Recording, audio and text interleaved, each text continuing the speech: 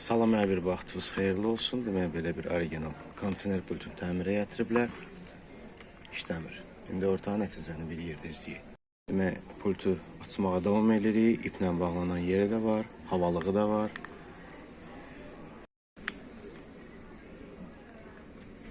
Üstüvecinin dakiki də var üstündə. 2 dənə kondensatoru var.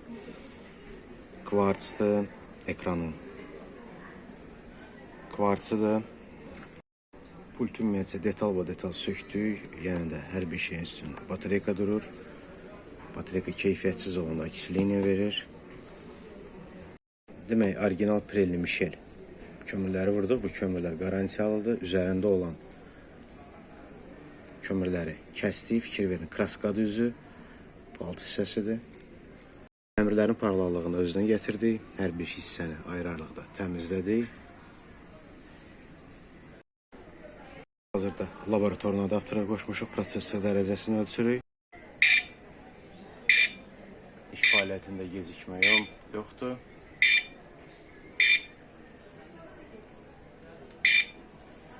Amortizatorlarını vurduq.